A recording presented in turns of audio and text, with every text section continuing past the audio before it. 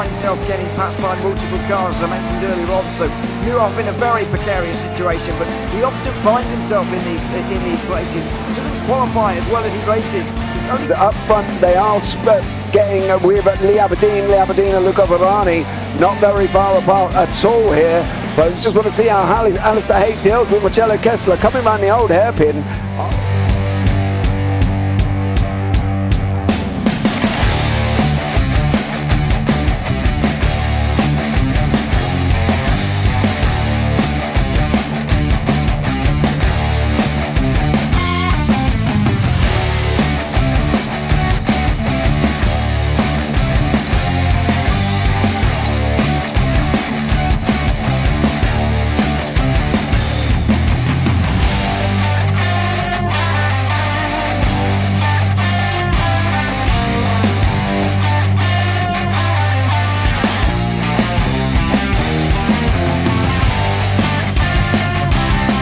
I would say it's not the best decision they've ever made, just not having done that under the safety car, really.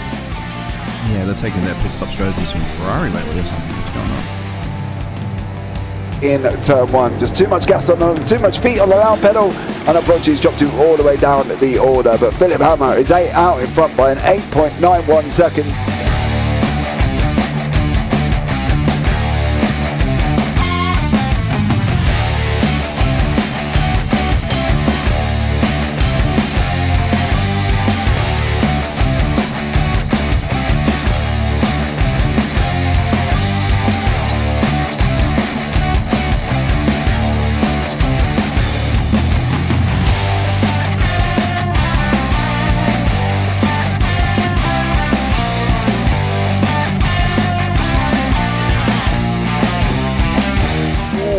Dan Michael is a wall there, sir. And definitely doesn't want to be hitting that earlier on as well. Difficult, the understeer is in the dirty air through that final corner because it's such a long corner and you get dragged off into the grass very easily. He'll have the slipstream down it towards the chicane. Peterson was briefly alongside, but that slipstream has saved him and kept him in third. Yeah, Varani now lost a little bit of time to Aberdeen, about half a second. Peterson is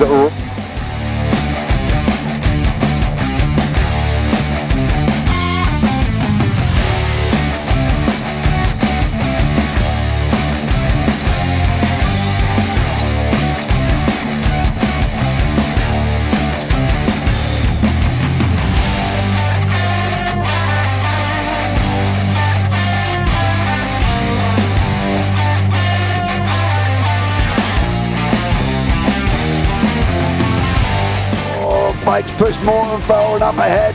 He's got out of line. It's now Pike going to have a go at Werrell. Don't push him off. He's in the championship fight. Jack Werrell chasing down Carl Jacklin. Further down, Rob Williams and Chris Barnes. Sensational run outside line now though for the heavy braking zone. Around the outside goes the Audi R8. Look how much Miller's caught back into play. Exactly. Miller's still start trouble. He's not on second and change. All of a sudden Miller's back in play.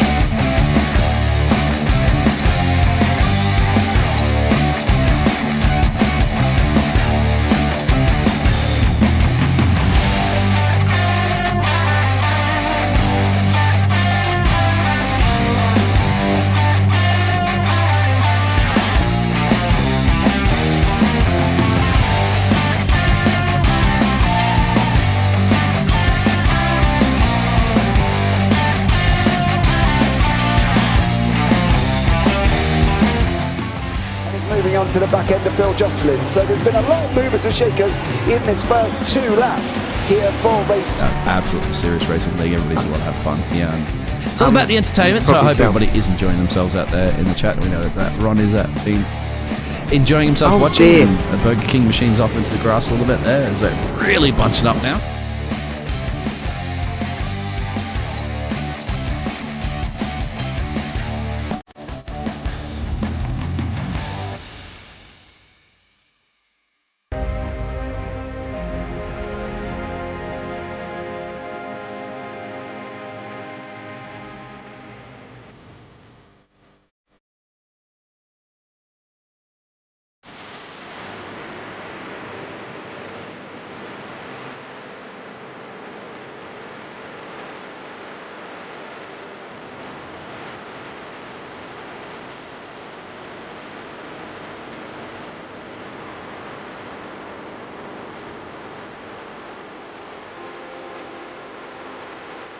Coming down, does he have it? He's on the outside line though, going into the fastest corner on the circuit. Surely this can't work. Dominic Ligner has got a sensational run outside line now though for the heavy braking zone. Around the outside goes the Audi R8. Look how much Miller's caught back into play. Exactly. Miller's still such chopper. He's not on second and change. All of a sudden, Miller's back in play. Can Barry do it? Big Barry's going to do it. Big Barry!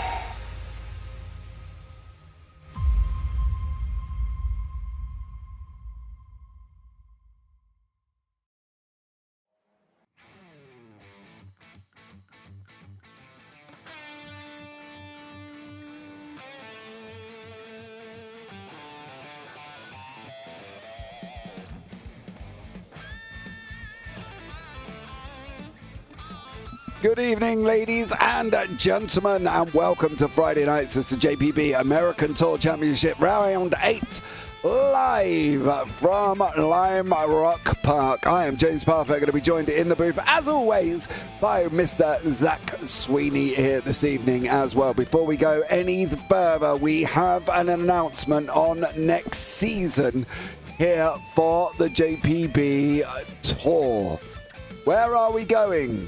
Shouts everybody. We are going on a European tour starting on the December there as well for the Imola GP. Then we go to Catalonia National, Magny-Cours GP, to the Hungaroring, then the Motorland Aragon Touring Park, the Touring Car Circuit, then the Nürburgring GP without the arena, Zandvoort National, Red Bull Ring GP, Jerez Moto, Zolder Alternate, and the Monza GP without chicanes.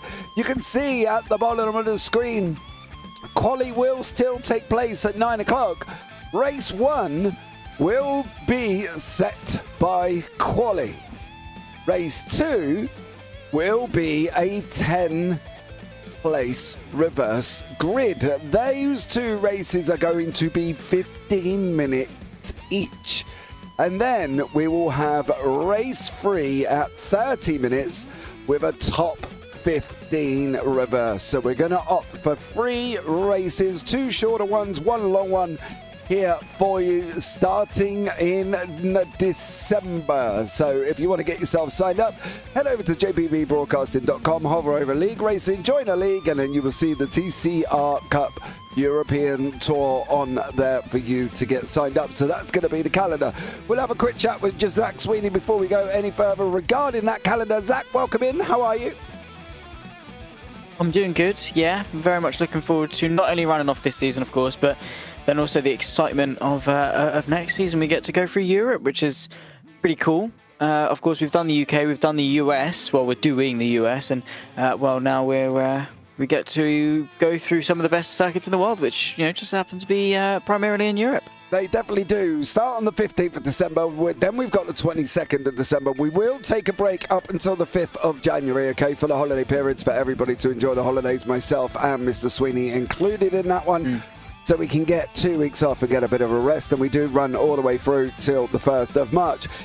You can, as I say, if you want to get yourselves involved, please do so, because it is an absolute epic evening of racing. You will see it here tonight as well. It will be absolutely iconic for you all. Right, let's bring you up the quick stand-ins here while these guys go on their qualifying. In the AM stand-ins, Carl Jacklett is out in front with Scott Malcolm in second and Tom Woodcock in third. Jack Crowther fourth, then Victor Brown and Kev Eilert with Stuart Gibbons, Chris Barnes, Dan Lewis and Tom Anderson rounded out the top 10. Then you've got Jess Rakowski, Dom Joy, James Ellis, Leo Bryan, Rob Williams, Roger Morton, Tom Weston and Mike Barr. In the teams, it's JAASR out in front by only 14 points over Blade Designs with Performance Link Esports Yellow in third. Photomedia.uk fourth, Performance Link Esports Red in fifth. Kraken Racing 6th, Safeguard Bar Result in 7th, and Survival Hub Racing in 8th. In the pro standings, Adam Dalmont jumped to the top of the timing tower last week on 102, 193 points.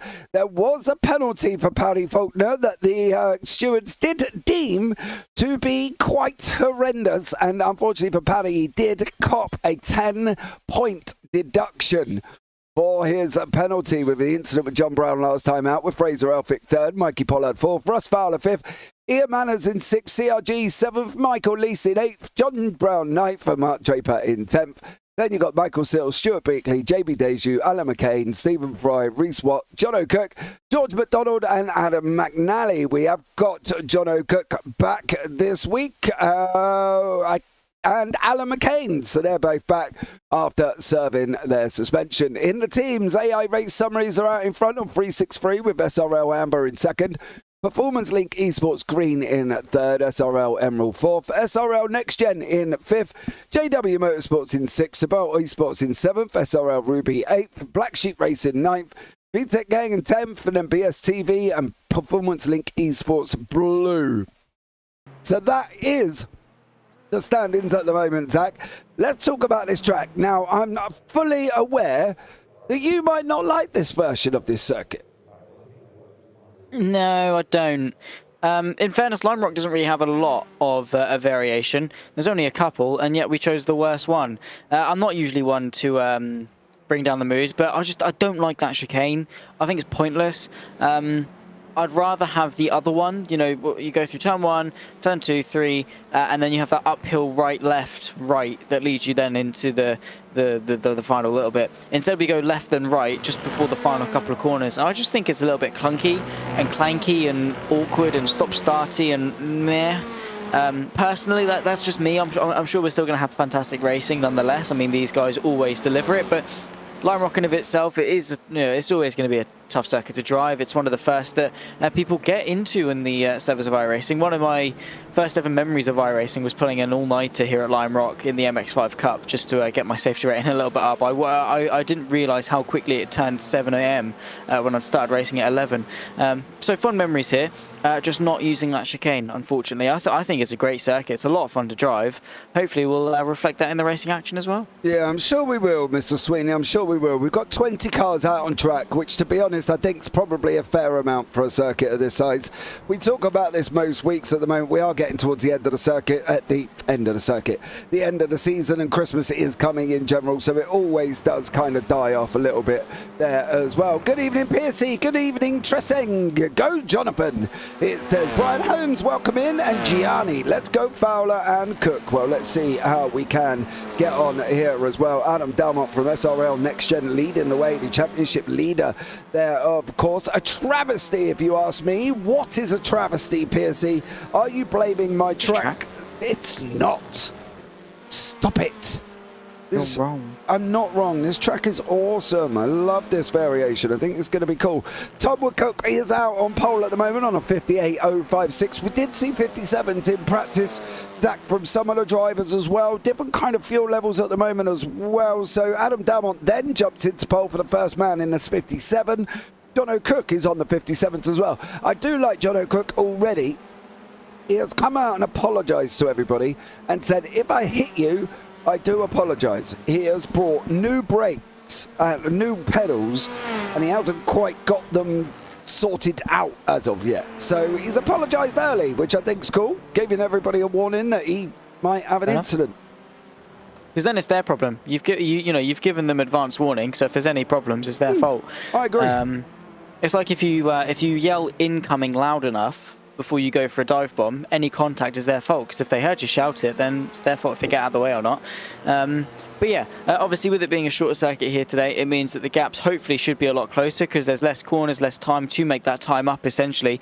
So yeah, very snappy, very quick lap times there. Goes Adam Dunlop, 57.5. And he's got a 4/10 gap around a sub 1 minute lap time. That is insane. Yeah, he's doing a stellar job at the moment. There is Paddy Faulkner, of course. Paddy was unfortunately on the recipient end of a penalty from the stewards last week. Poor old Paddy. He did get a 10-point deduction in points and 2 penalty points on his license for contact with John Brown. So I know it's caused a little bit of a controversy with everybody's opinionated opinions, but it is unfortunately what it is. That is down to the stewards. Ian Manners was saying he would like to do another interview. He can come and join in anytime he wants, Ian. If he wants to have a chat with me, he can. And Richard Simnor, hello, what's all this then? Well, Richard, you've already missed the announcement for next season, dear sir, on some of the track choices that we're going to and where we're going on our European tour, dear sir. So if you want to get yourselves involved, please go and do so. Carl Jacklett is also leading the AMS at the moment. He hasn't got a massive points gap over Scott Malcolm, but Scott seems to be struggling a little bit here as well. There's a few that have changed liveries, so there's a few that don't have decals on at the moment here, Mr. Sweeney, so we'll have to figure them out. Scott Malcolm is one of them. Ian Manners from JW is another, and I believe Adam McNally is also another one at the moment here as well. So 8 minutes of quali on a sub 57-58 lap time. We've got 20 minutes for the first one, half an hour for the second one. They're going to be dizzy by the time they come off in the second one, aren't they? Oh, they're going to have loads of laps. They should be masters. Perfect. Every single lap by the time they're done off here. Yeah, you're going to be essentially a minute a lap, so they're going to have 50 laps of racing, give or take, probably plus or minus a couple actually, when you think about it. 50 laps over both races.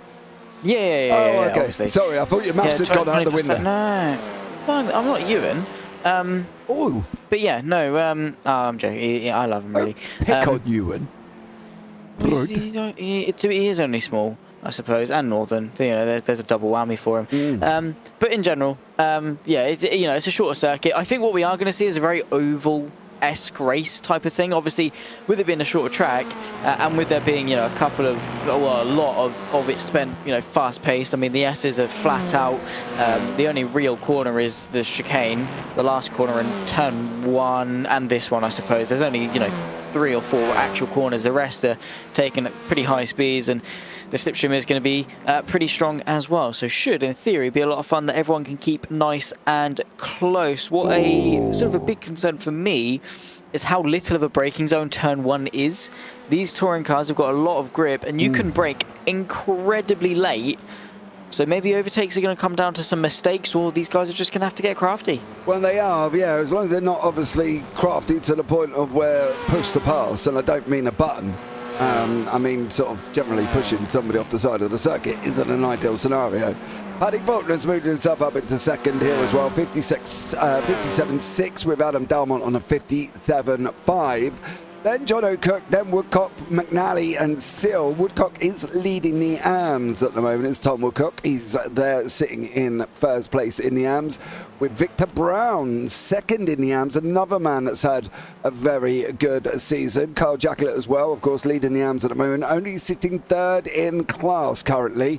So great job from all of these individuals. It's going to be a very interesting turn 1. Plus a few others. I think there's going to be a very interesting few laps in general here, isn't there? Before these cars start getting sort of spread out a little bit. Yes. Richard Simnor, Lime Rock, it's a racetrack perfection. I agree. When we've got the better chicane that takes a lot of skill to get right, and Richard disagrees with you. Richard disagrees. He said it, and it doesn't have the silly chicane. So it's the better one. He's talking about the one, of course, on that run down through Big Ben, coming what they call optional uphill, which is the right-left at the base, which is an absolute nightmare. I'd rather see these cars launch up the hill in 4th gear, absolutely flying. We can have a look and see how fast they are just about doing. You can see coming into turn 1, it's like 80-ish miles an hour on the entrance, 65, 70 on the exit. Now let's see what they hit the hill at, because that hill can launch you, Zach, and I think can shoot the car off in opposite directions at times. Yeah, it can, especially if you run a little bit wide, and with these being front-wheel drive touring cars, a lot of stress is going to those front tyres, so you're putting them under a lot of stress, using all the track available, clipping a nice apex. Be careful not to run too wide, but yeah, as you go up over the crest, the moment that the car once again becomes level, the weight transfer is huge, and you sort of, I don't really know how to explain it. I suppose as you reach the crest of a hill, when you're driving on your country roads or whatever, and you feel everything just move upwards, and you can feel everything in your stomach, and you get that feeling of weightlessness as such. The car does that. The suspension sort of depresses, and it can become quite unsettled. at times, and well, there you go. That is why sometimes people lose control at very undulating circuits. Thankfully, no dramas on that particular lap. But yeah, all in all, I don't mind the fast right. I think that is a good inclusion. I just don't really like the compromise that we had to get rid of the chicane for that. A couple of people moving up. You can see there, Mikey Pollard up now into 5th place. I have to say, Tom Woodcock is doing an amazing job there. What is he, a 10th and a half off pole? He is, yeah. He's absolutely flying at the moment, his time in the AMS. Good evening, Mark Collicott. Welcome in. Thank you so much for joining us. Alan as well. Nothing wrong with the chicane layout. I agree. I'll agree better without the chicane, says Mark Collicott. Well, that's a 2 for 2 there with Zach Sweeney and Mark agreeing that it's better without, and Alan and Richard and me, to be fair, so we're 3 to 2 at the moment. So I'm going to take that as a win and say happy days, everybody else is wrong. All right. I really like the fact that the chicane's there, and you can see Scott Malcolm coming into that chicane that is open to so much debate as we speak. I think it's a very nice addition to the circuit, Mr. Sweeney. So tough, pretty much. Yeah, whatever. It is what it is, I suppose. Cool. You guys are entitled to your opinion, even if it's the wrong one. It's fine. I don't know.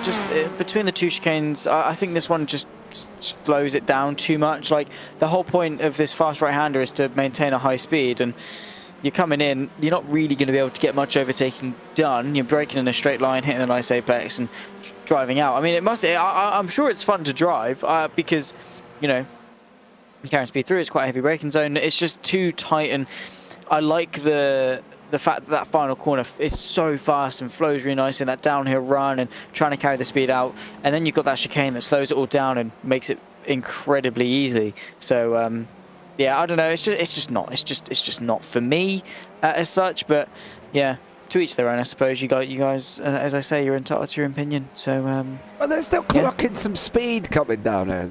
You know what I mean? They're not going slow, are they? Really? They could be going quicker. They could be going top speed. Well, yeah, but then it's just not right. No, this is so not right, says Richardson now. There we go. Sorry about it. Yeah, and then Mark Collicott, this little jump at the crest is awesome. See? It is. I agree. I like the fast right-hander concept. I just don't like the fact the final quarter is slowed down. I'd rather those guys just fly through that fast right-hander. And then we really would essentially just have an oval with a little extra squiggle.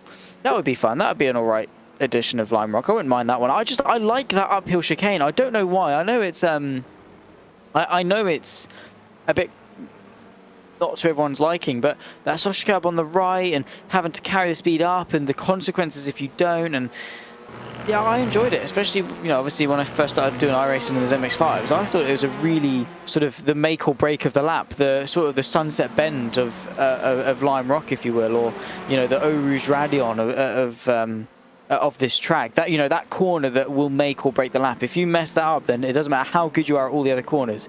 You can't make up that time, and yeah. Well, after this, we're off to Road Atlanta next week, guys, and then we finish out the season on the 1st of December at the Daytona NASCAR Road Circuit. Now, the question is, do I stick it in the dark, or do I leave it in the daytime, or should we have a season ending in the pitch black? With lights, of course, because Daytona does have lights, but it's looking like John O'Cook's going to take poles. We're coming to the end of qualifying. It is looking like Mr. Cook is going to take pole. No improvements from McCain, Reese Watt, or anybody else at this moment in time. So let's bring you up the grid for race 1. John O'Cook is out in front with Adam Dalmont in second and Paddy Faulkner in third. Tom Woodcock in fourth.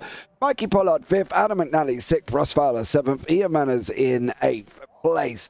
Then you got Victor Brown, Alan McCain, Michael Sill, and then John Brown behind that. And then after that, you've got Carl Jacklett, Reese Watt, Dan Lewis, Kev Aylett, Stuart Gibbons, Scott Malcolm, Michael Lease, Chris Barnes, and then finishing off with Deck Crowther, who is at the back. So we're going to be up and running very, very shortly. We're just waiting for a few to get on to the grid. We're waiting for Ian Manners, Alan McCain, Michael Sill, Reese Watt, Kev Aylett, and Michael Lease. And then we will be up and running there as well, ready to go. Who's going to win? Do you know what? I'm going with Adam Dalmont. I think he'll be all right. I think you might be right. I think John I think O'Cook. he's changed. Yeah, I think John O'Cook's going to need a little bit more exercise in them legs to get them brakes up and running, or his new pedals. I think there as well. Gianni, let's go, Jono. So here we go. That likes the uphill chicane, says it all.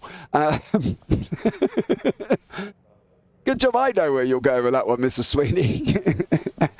Never mind, Mr. Simnar. I understand what you're talking about. We're just waiting for Alan McCain and Michael Lees. They've got about 30 seconds to get onto the grid. We'll say Road Atlanta next week, and then Daytona NASCAR Road the week after. And then on the 15th of December, we do start our new European Tour Championship with an opening round on the Imola GP circuit. So Alan McCain is on. What is Michael Lees? Is he joining? Not looking like he is. I think we might have lost Michael Lees at the beginning here as well. 3 lights, 4 lights, 5 lights. And we are green, green, green. Paddy didn't go anywhere. Paddy Faulkner literally did not go anywhere off the line. He had a bunch of neutrals, did not move. John O'Cook takes the lead with Adam Dalmont. Is going to try that cutback. Jono's gone in a little bit too deep into that big bend, turn 1. Now they're going to be running side by side, coming into the left-hander of 2 here. They're still managing to hold on. Everybody got through cleanly, which is absolutely amazing. And Woodcock giving Dalmont a good old run, but Paddy Faulkner, poor Paddy Faulkner, he didn't go anywhere. It looks like we've had Scott Malcolm off the side of the circuit there, Zach, the only casualty so far this run. Yeah, so far so good. I think is definitely a testament to how clean these drivers are. So far, an amazing start for Woodcock, though. He is just absolutely just gone in terms of this race start, and could well still be in contention for a race lead. The most important thing, though, is to settle in, get into that slipstream, and try and put some pressure onto Jonathan Cook as soon as possible. Dalmont would not have liked to be going backwards on the first lap, but there you can see multiple cars. It is very busy on this run towards turn 1. Yeah, you can see them all on your screen there. Paddy Faulkner, Michael Seal. Then we've got Carl Jacklett in the mix with Adam McNally here as well. And Russ Fowler, as Fowler goes in a little bit too hard. Jacklett's trying to get through. McNally's also trying to get through here as well. Then we've got the hard charging Alan McCain. He's trying to come back through here and takes the inside line over Carl Jacklett. Jacklett's got to give him run on that exit of the S's. Up through the big bend we go. And now Carl Jacklett manages to hold on, but now at the moment we have got Reese Watt battling away here as well with Ian Manners, who's trying to get past Carl Jacklett side by side up the hill. Oh, just managed to make it through there as well. That could have been dangerous, Mr. Sweeney, because side by side up a hill where you lose the front is not always good. Oh no, Victor Brown and Alan McCain. Ooh. Let's have a look. Well, Brown's gone off, missed the whole chicane there. He has. Oh, nope. Hold on. That was focusing on someone completely different now. Somebody else missed the chicane. We're looking at the SRL red at the bottom of the screen here. And Victor Brown in front. Alan McCain comes to the left-hand side. Is that even Alan McCain? Yeah, it is. It was, I believe. Isn't he still on probation? Mm-hmm.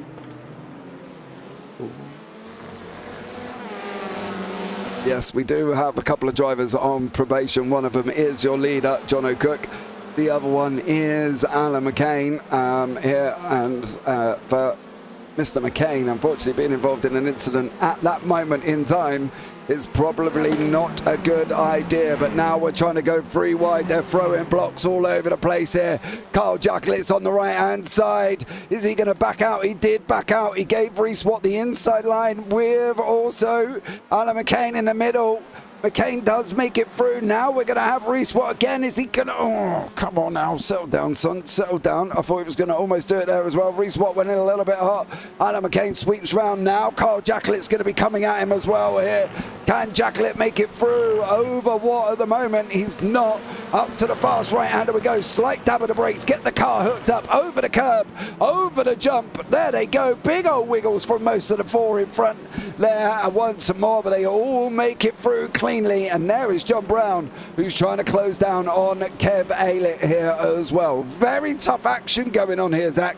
Fights all the way through the field pretty much. Everybody's battling to try and take some room. Nobody has really got any room. Probably the only man that really has is Fowler. But it looks like Manners has got to slow down. He's dropping down the order as well, unfortunately. But you can see just how tight it is here, that with Alan McCain and Reese Watt battling away. Yeah, everyone's just trying to stay nip and tuck, obviously trying to find that space, but there's not really a lot of it here at Lime Rock. A lot of it is momentum based, flowing your way through each of the corners. It's a ton of fun, especially when you nail it, but you can make small mistakes like that, like Reese Watt just did. You've got to stay in the slipstream, you've got to stay strong, you've got to keep your foot absolutely planted, especially running through these very fast, very long right-hand corners.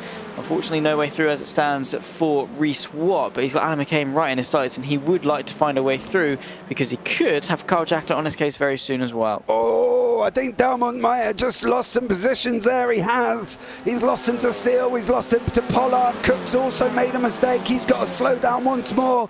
Cook's lost the lead. We've got an overall am in the lead in Tom Woodcock at the moment with Paddy Faulkner now in second, 1.5 seconds back there. John O'Cook and Adam Delmont both getting slowdowns there, coming through the chicane and off around that final corner. One of the jeopardies, it did get mentioned earlier on in chat as well, and Michael Seal, it was, actually DM'd me and said the slowdowns are going to be interesting here, James. This is a very interesting track choice. With that, I said thank you very much. So there we go. Nice. Yeah, I mean, track limits are always a huge thing. And it is easy to extend here at Lime Rock. You wouldn't think so because everywhere surrounding is, oh my goodness me. John O'Cook nearly throwing all. I don't know how. I honestly don't understand how he's lost the rear end like that in a front wheel drive car, but somehow managed it and somehow managed to save it as well. Just a little bit further up, you can see Delmont fighting away with Seal. It's going to be Delmont on the right-hand side of your screen. That's the left of the circuit. Oh, Seal's going to stay ahead. Let's see. He's got him way too deep and up and under. There you can see, I think Russell Fowler and John O'Cook are just going to follow each other through. Delmont's going to lose even more places and lose more progress backwards. Oh, he's trying to fight side by side with Fowler on the exit out of the S's now. Now you're going to go the long way round, Mr. Delmont. Fowler's in the middle. He's being pushed along by 1 and 2 in the grid, of course. Now here comes McNally as well. McNally's having a go. He's through. John O'Cook gets through. There goes Fowler down a position, but John O'Cook was brave and fierce there as he battled away. Then we've got Deck Crowder fighting out with Chris Barnes here as well, with Scott Malcolm trying to come back through the field after Malcolm's incident right at the beginning. He's gone to the inside of Scott Malcolm. The Scotsman sent it on Deck Crowder, whose job done for him. Stuart Gibbons, John Brown fighting out as they're coming around the final corner as well. Now you can see Brown's gone on the defensive here. He's got Ian Manners coming at him, Zach, and there's no real space for him to go. He's got to try, John Brown, to defend something. But at times it could look like he's almost defending fresh air, because Manners could have got, well, Manners did get past, obviously, Gibbo there, but he didn't manage it past Brown. But it's tough defending on such a tight circuit, really, because unless you put your car smack bang in the middle of the track and try and defend that, down that front stretch is the widest part of the circuit. The rest of it, well, it's tight as anything. Good luck, yeah. Makes it quite easy to defend in some cases. All you've got to do is park the car in the right place and be, fast in and sort of fast out, I suppose. That's all you really need to be good at. And then everything else just falls itself into place. There you can see how John Brown is just covering off all his bases. Makes it so much easier to defend, but also increases the likelihood that you make a mistake, like we saw with Adam Delmont going into turn 1. You run deep and you're going to lose 1, 2, 3, 1, 2, 3, potentially even 4 places if Chris Barnes in the background catches up. So yeah, for John Brown, it's all about minimizing mistakes and making sure that if he is going to commit to defending as hard as he is, that he hits every single mark possible, because one mistake and he's losing 4 places. Yeah, absolutely, fully agree with you there as well. Michael Seal now got the ever-closing Delmont, of course, coming up behind him here. Delmont's trying to make up for his what looked like a blatant slowdown earlier on that made Delmont lose 3 positions. Woodcock gap out the front, Zach, 2.57 seconds. But Tom Woodcock, the AM, is leading overall. Paddy Faulkner's battled back into second. We've got to give a shout out to Michael Seal here from DCWR, who was up 6 places from where he started. An absolutely stellar job from Seeley. And I do love that yellow. That yellow is absolutely divine. Alan McCain now with Reese Watt. Reese Watt has just gone through and taken that position away. What about Gibbo as he comes down into turn 1 with Manners? Then you've got Kev Aylett, and then you've got Chris Barnes up behind him there as well. Some cracking racing all the way through the field. There isn't really one person who's not actually racing anybody, and Seeley's still racing. Delmont here with 10 minutes to go. Here's that lap 10 minutes, 10 more laps to go. Absolutely incredible. Lines up quite nicely. But that makes sense when they're just shy of a minute. It's lap. Oh my goodness me, what a send to the inside. Adam Delmont just then he's got tagged round because Michael Seal tries to keep his foot in but not quite able to. Now they're flying in formation. You've got 3 wide potentially going into the final corner, sandwiched through the middle. I think that might have been McNally or Fowler, either McNally. And now Michael Seal is going to be under pressure, still up 5 places from where he started. Delmont's able to get away despite being nearly tagged round 3 corners ago. Michael Seal now on the left. Russell Fowler tries to pick his way through. John O'Cook as well finds his way past and into 5th place. That was scary. Yeah, absolutely. It definitely was there. I thought they were going to come off that corner 3 wide, which would have been rather exciting. So very interested there as Michael Seal absolutely now is battling away with Russ Fowler and Adam McNally. McNally and Fowler have gone side. Oh, McNally! Oh, it's you, sir. That was a bit vicious from Adam McNally. Gives Fowler a little bit of a hip check there. Oi, I need more room, and he gives him a little bit of a bump there to move him over a little bit there, Zach. That was, Adam McNally, that was quite aggressive. These guys getting their elbows out. Eyeballs. Speak English at some point. Yeah, they're getting their eyeballs out, I suppose. It depends. It depends what you fancy, I suppose. If you I don't know, maybe.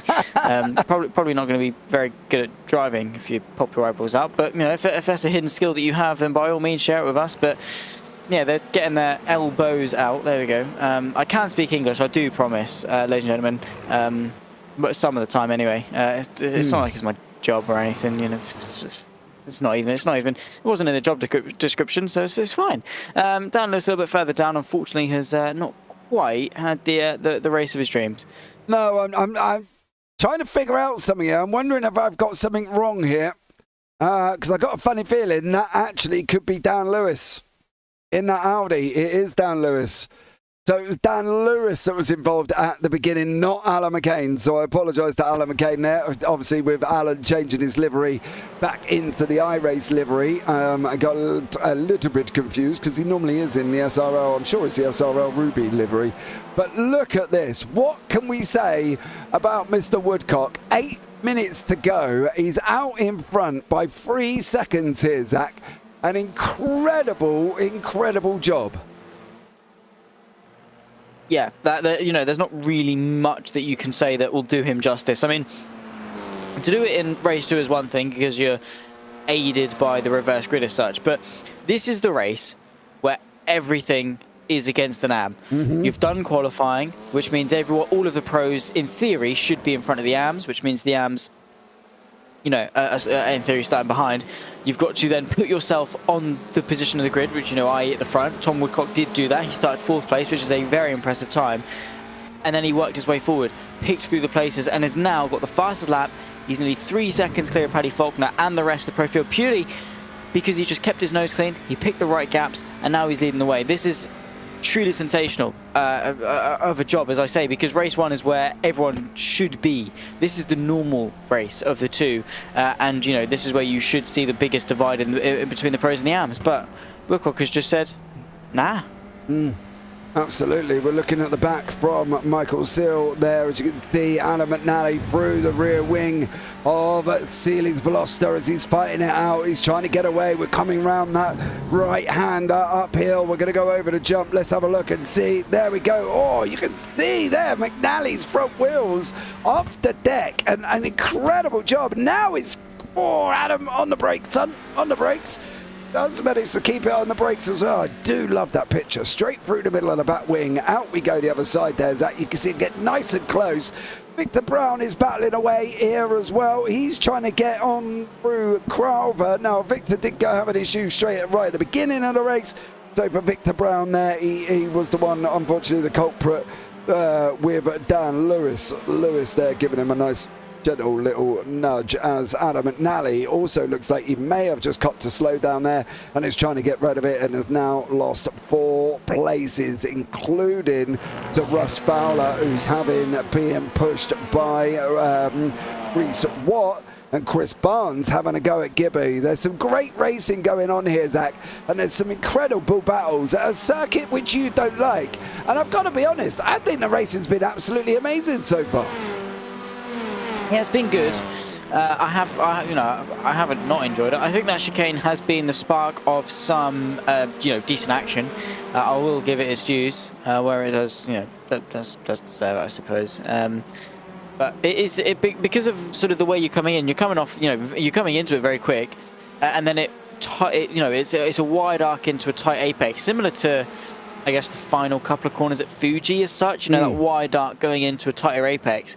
And it opens up that inside quite significantly and sort of basically says, go on, just go for the inside. That's basically what the corner's telling you to do. Some people have gone for it, some people haven't. Has ended up in, some people having some tears and, having a little bit of contact. But all in all, I think it has, kind of worked in terms of sparking some good racing. So there you go. I will take that one and say, what, fair enough. It's not been a bad circuit by any stretch of the imagination. I just think it would have been better to have the other one. But that's fine. It's whatever. Going forwards. But anyway, Chris Barnes is obviously on the back of Stuart Gibbons, and these two are fighting about over 14th place. There we go. Barnesy and Gibbo scrapping it out there as well. Victor Brown still going at it now. He's got still with Scott Malcolm in front. They've dropped off Deck Crowther a little bit. Paddy Faulkner has got Mikey Pollard right behind him here as well. So Paddy and Mikey, teammates, are they going to scrap, or is there going to be a more team championship, you think? I mean, obviously rule 1 of racing is don't smack your teammate. That's not very nice. So in that vein, no, maybe they're going to think of the team. But at the end of the day, obviously, you're fighting for yourself. You've still got your race to run. But second and third, Paddy Faulkner can say he finished on the podium. Mikey Pollard can say he finished on the podium. The difference between second and third in terms of points isn't massive. And either way, whether Pollard finishes in second and Faulkner third, or the other way around, the team still gets the most amount of points anyway. So, or the same amount of points anyway, I suppose. Anyway, so I for the sake of the team, I would suggest sitting back. But Pollard is very much within his right to attack Faulkner, and Faulkner's even more in his right to defend that position if he so wishes. So, fair game. Let them race if they want to. I think they should as well. Mikey Pierce, if they don't scrap, we're going to bully them. And Mark Collicott, DCWR double death incoming. Well, we do know that, I know personally, and I've seen it numerous amounts of times, of DCW ceremoniously taking each other out. Now, that was, mind you, that was in a Porsche Cup season that I did once as well, many moons ago. So that was obviously before they become AI Race Summaries, DCWR.com, or however long the name is now, and I'm not sure with the amount of different teams that they've got going as well. But I'm hoping they've all matured a little bit since then. This was a few years ago, it was an ongoing joke that the guys from DCW would end up normally taking themselves out, and 9 out of 10 times they pretty much did. So let's hope Paddy and Mikey don't take each other out. Let's hope Michael Seal, Reese Watt and Adam McNally also don't take each other out, as they're becoming very close together on track as well here, Zach. With 1 minute 57 on the clock, the leader's on his run up the back stretch. He's going to go through the West Bend at the top of the hill very, very shortly. We could end up with at least still 2 more laps here at this very short circuit. Great battles all the way through. I have to fully agree. Cannot wait to, sort of do it all over again, plus 10 minutes and a reverse grid, for, of course, for race 2. Should be a ton of fun. All depends on when Tom Woodcock crosses the line as to signify the final lap. I think it's going to be we are going to get this one. We're going to get 2 more. So we're going to get 21 laps of this race, which is nice. And then, and then obviously going into race 2, we'll find out, of course, how many laps we get of that one. Presumably, you think it'd be 31. Maybe we'll stretch to 32. Again, all depends on how hard the leaders fight at the front and the timing as to which second the leader crosses the line on. Anyway, fighting for their respective positions. Anyway, this is 6th place. Seal, Fowler, and Watt. Seal and Watt, all, between them both up 11 places. Fowler obviously just staying station in 7th. It's been a very successful race for all 3. I fully agree. I think not losing positions is a very successful race in general. Let's have a look now. Tom Woodcock from the Just Another Average Sim Racer. That's what JAASR stands for, as I found out the other day. I'm not seeing Barney waving. There he is. He's waving now. So we are on the final lap here. Tom Woodcock. Well, I don't really know what to say about him. He has been absolutely amazing. I think, isn't he the first AM overall winner? Surely not. I saw at some point there's got to have been. I know we always talk about it as being a possibility and it might happen today. I got a funny Has feeling it ever is. happened that day? No, I've got a funny feeling Woodcock is the first AM overall winner. I'm sure he is. Nice. I think as well, yeah. He deserves it. Tom Woodcock. Surely on merit as well. Yeah, he wasn't given anything. He had to fight it down. He's up 3 places, but Tom Woodcock is going to come over that line. He's going to be the first ever AM winner this season overall. Tom Woodcock, take a bow, you dear sir. As Paddy Faulkner and Pollard come over the line as well, and then Dalmont and Cook there come through, and then we've got this Russ Fowler, Reese Watt, who's a run down to the line. It is going to be Fowler over Watt there once more, and then we're going to have 2nd place in the arms of Carl Jacklett. But for a circuit that you don't like, I think that was awesome. Yeah, it was all right. I didn't say I necessarily didn't like it. Maybe I did at some point. I think it's mid. I wouldn't rate it higher than like a 6, maybe. Get out! This race was certainly sort of an 8 or a 9, I think. Woodcock obviously taking that surprise win. The only thing that knocked it down really was the lack of a fight for a win. But all in all, yeah, I enjoyed it. Fair enough. It's been all right. Yeah, absolutely. Let's bring you up the results of race 1. Tom Woodcock, the overall winner as an AM, takes the victory there with Paddy Faulkner, Mikey Pollard and Adam Dalmont, your 1, 2, 3 in the pros. Then you got Jonathan Cook in 5th, Michael Seal 6th, Russ Fowler 7th, Reese Watt 8th, Adam McNally 9th, Alan McCain in 10th and John Brown in 11th. Then Carl Jacklett and Kev Aylett rounds out the podium for the AMs. Then you've got Ian Manners, Stu Gibbons, Chris Barnes and Scott Malcolm. Beyond that, we've got Victor Brown and Deck Craver with Dan Lewis. We had no Michael Lees, of course. He did not join the race, unfortunately, there. So we couldn't have Michael Lees. We are going to have 4 brief moments of warm-up. I want to have a chat. Can I get him in the booth quick enough? I can't find him. Where are you? Man. You looking for? I was looking for Tom Woodcock, but he's not there.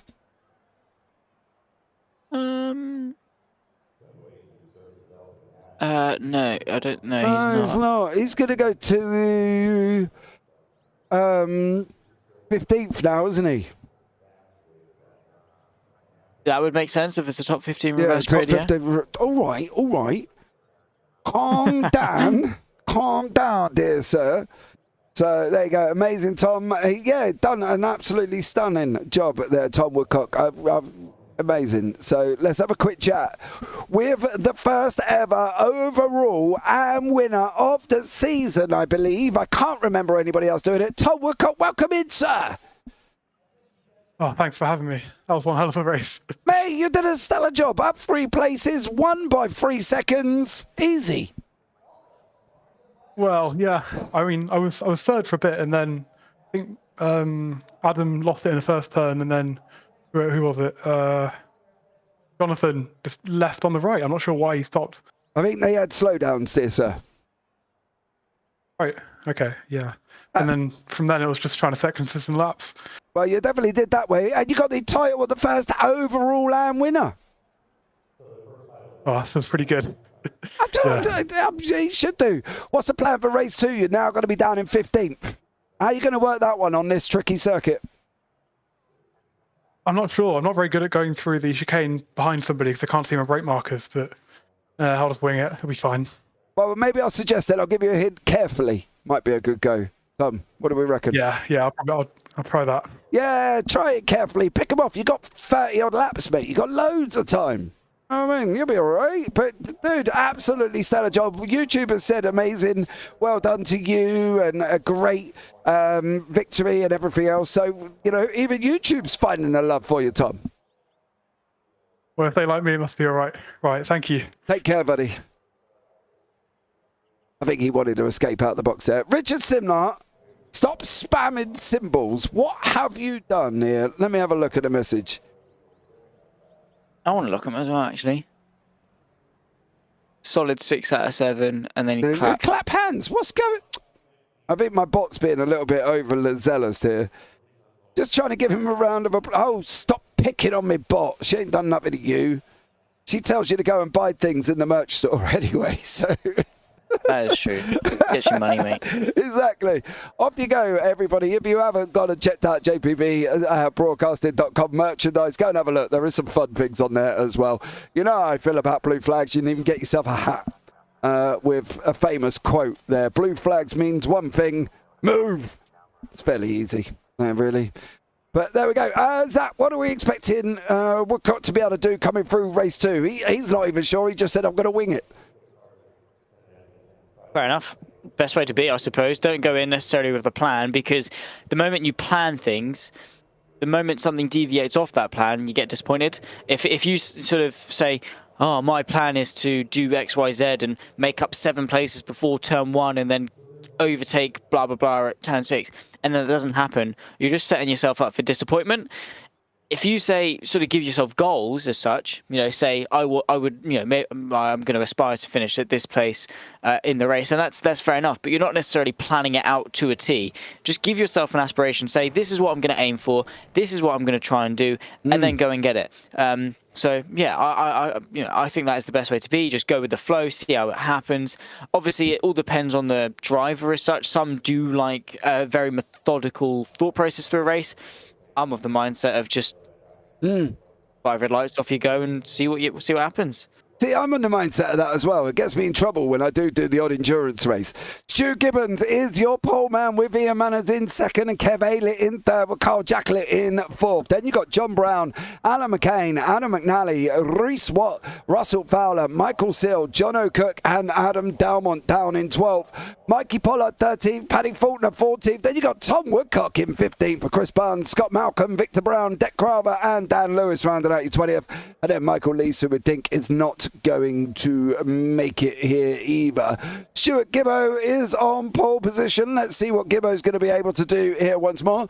Gianni, just to let you know as well that you've put in there, I do love the fact that you're looking forward to the charity race. You might not look forward to the questions from the children during this charity race. They can be very, very, very, very harsh, and it is the children that will be joining me in the booth, don't forget. So we normally have about 5 or 6 different children coming into the booth with me.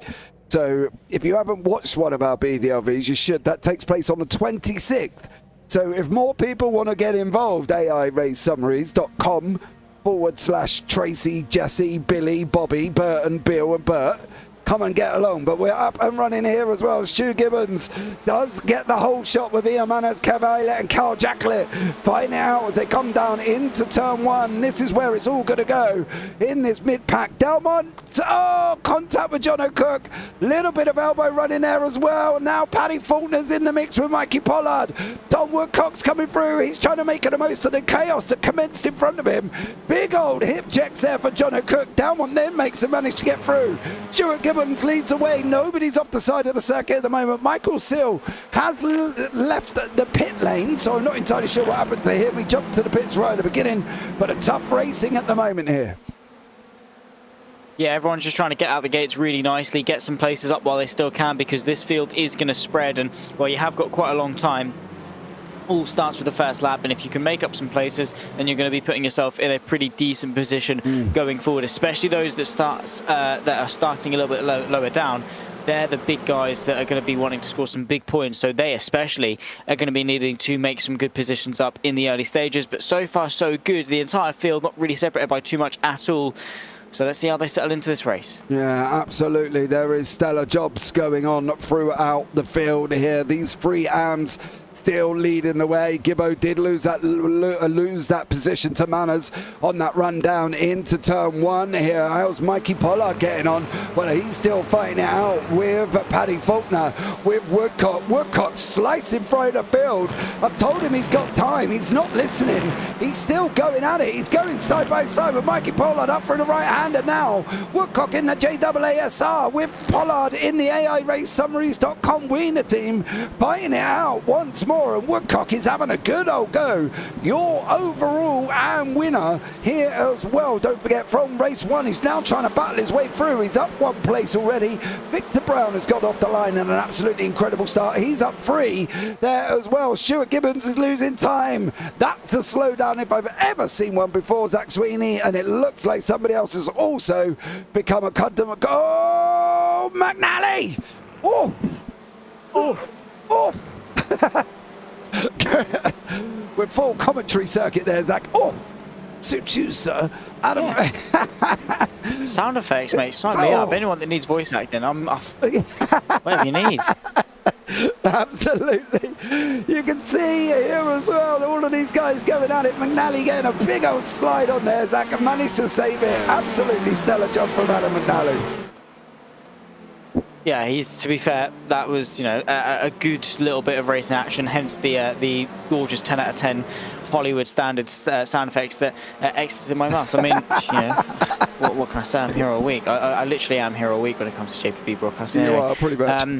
Well, I say JPB broadcast, and that's James Parfitt broadcasting. It makes absolutely no sense. Neither does this absolute carnage going into turn 1. We've got side by side. Led, of course, just ahead is Paddy Faulkner. Stuart Gibbons and John O'Cook fighting side by side in behind him. Going for turn 1, and oh no, he's off in a bit, Stuart Gibbons. Wah. Gibbons has gone off the side of the circuit there as well. Officially, the company name is JP Broadcasting, but it's just easier calling it JPB. It makes more sense. That's why the logo is just the JPB logo, not the whole JPB Broadcasting logo. I've dropped that bit now. I've just got the, you know, everybody knows where the logo's from and who it is. So, you know, we're getting well known, should we say? Well known. Maybe only in my eyes, I don't know. But there we go. All your friends. Yeah. My mum watches. My mum thinks I'm famous because I'm on the TV. Hey, what more can I understand? My dad just turns around and says, I don't know what you do for a living, mate. People ask me, I can never explain it because all I want to say is you talk over computer games. 10 race cars. Yeah, that's what I should say to him. Dad, I talk over pretend race cars. Anyway, while we're here to get the job of talking over pretend race cars, I suppose we better actually do that here as well, with Carl Jacklett fighting it out with Reese Watt and Paddy Faulkner. You can see McCain and Fowler scrapping it out further up there as well. Then we've got Delmont, who's trying to get onto the back of John Brown. Brown's up 1 place and managing to hold on to where he is at the moment. How's our race 1 AM winner? Well, you can see what's going on there as well, and I think the term could be only carnage as John O'Cook. Oh, That's coming out the back end of Parry Faulkner, that is. And look how close Cook is there as well. You can see Cook literally practically pushing us along here, Zach. Trying to get past Paddy Faulkner, just can't quite make it through this time. And now he's going to have a go on the other side of the circuit is John O'Cook as well. So great battles here. Almost 3 wide coming down into turn 1. They are 3 wide. Cook's on the inside. Oh, no. He's held it. He held it. Oh, Jono's having another bite at him. Come on, Jono, settle down, mate. Or there's a probation period. Behave yourself. With Tom Woodcock as well there. And Reese Watt, who, well, held that one. And that was an incredible hold there as well. Tom Woodcock was just like, there's a car on my inside. I'm just going to keep my foot and go the long way around. What a guy. These are, I'm so impressed. The racing that we've seen is absolutely sensational. I mean, these guys are just on their top game, bringing 110%. Tom Woodcock, I don't know what he's had for breakfast, but share, and he is just flying. It's just insane. Yeah. Where has this? Well, to be fair, I was about to say where has this come from. I'm really not surprised. He is always quick. Just today, he's switched on. He's raring to go. He's into 9th place, and it's absolutely flying. And a similar driver who is flying is Adam Delmont. He is in contention for a win, and I'd have to say it's probably what he's expecting out of this race. Yeah, I can tell you what though, one man that's not in contention for the win is Mikey Pollard, and whoa, that was a little bit of a moment. Deck Crowver's in there as well. I see Carl Jacklett just pushing him out of the way. Deck there as well gets a piece of it, and here comes Pollard backwards down through Big Bend, unfortunately. Crowver, I believe that's also Dan Lewis in there once more as well. We really kind of need to catch that at the beginning, but it's a little bit hard to try and see where it all kind of commenced off there, unfortunately. Let's see if we can pick up Pollard here. Oh, no, we're a long way back at the moment here as well. So, unfortunately, it was about here that Pollard went off. Got a funny feeling he's cut in there, and Jacklett, unfortunately, and then everybody else just comes across. Oh, Crowver, you know, don't worry about a yellow flag, mate. Don't you worry about it. Straight through for Paddy there once more. Ian Manners, John Brown has lost some positions. That looks like he's managed to try and get rid of a slowdown quick enough as well. There's Zach. Ian Manners has got through once more. And now leader at the moment is Adam McNally being chased down by Kev Aylett. The teammate of Tom Woodcock is sitting in 2nd place. Can we get 2 winners here this evening? Maybe. I mean, you wait long enough for 1 bus and 2 come all at once. So let's see what they've got in store. It's a 1-2 for the AMs. Let's see if they can hold fire, defend each other, and hope that Adam Delmont doesn't just steamroll his way through, which could well be a possibility considering his last lap was 0.6 of a second quicker, which is massive at a circuit as short as this. I think Kev Aylett is just going to allow Delmont through. He's going to pick his battles wisely. He's here for a podium. Of course, at the moment, it's 2nd place in the AMs, and fair play to him. He's thinking of the greater good. He's not letting his ego get in the way, and he is just picking the, the better fight.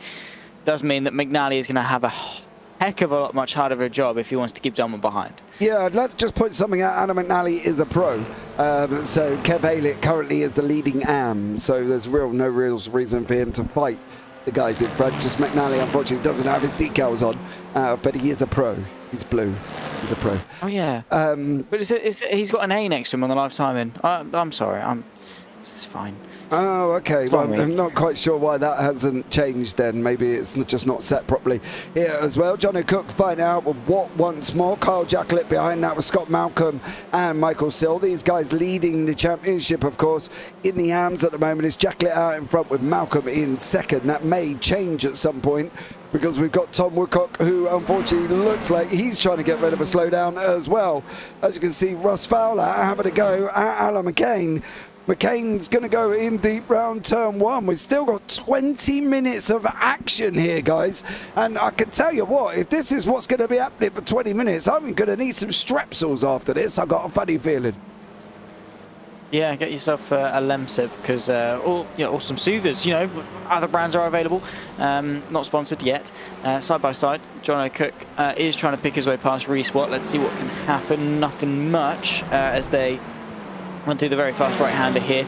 But yeah, maybe, to be fair, there are times, especially touring cars, it is always touring cars where I lose my voice. Paddy Faulkner picks his way past very nicely on the inside of Alan McCain there and into 5th place. He is doing a stellar job and trying to make the most of regaining those 10 points that he had deducted. Alan McCain trying to fight back. Ian Manners now is into the mix, and this is where momentum is huge, because one mistake from the car in front and the driver behind is able to benefit a ton. Inside line into turn number 1, and there you go. There is Ian Manners up ahead and into 6th. Yeah, I got a funny feeling John Brown might have had a moment here. It looked like... oh, Mr. Woodcock. Mr. Woodcock and John Brown having a moment. Unfortunately, John Brown there was off the side of the circuit. Now we've got Cook still stuck up behind. What is doing this defending? Absolutely incredible here as well. Up over the hill they go, over that jump once more. Now 19 minutes still on the clock. Here we haven't moved past the 20 minutes that we spoke about not long ago, and now Alan McNally is being chased down by the SRL Next Gen Gold team of Delmont, who's going to be scrapping away. Don't forget, sign-ups are open for next season. JPBBroadcasting.com, click on League Racing, then join the league, and you will see the Clios, the GT4s, and the TCRs all open, ready to go for the new season. So we don't have long, guys, either on the GT4s. The GT4s are nearly full already, literally nearly full. There is hardly any spaces left. So if you want to get yourselves involved, please do so. Do not forget or think, oh, I'll do it later, because later you ain't going to have any places left. We are well above the 30 mark at the moment, so this is going to be absolutely crazy. There are not many left in the GT4 currently here either. So get yourselves involved. Clios, TCRs, the GT4s. Come and have some fun on a Monday, Wednesday and Friday. And stay tuned, because there's only more action coming up over the weekend. John O'Cook, what?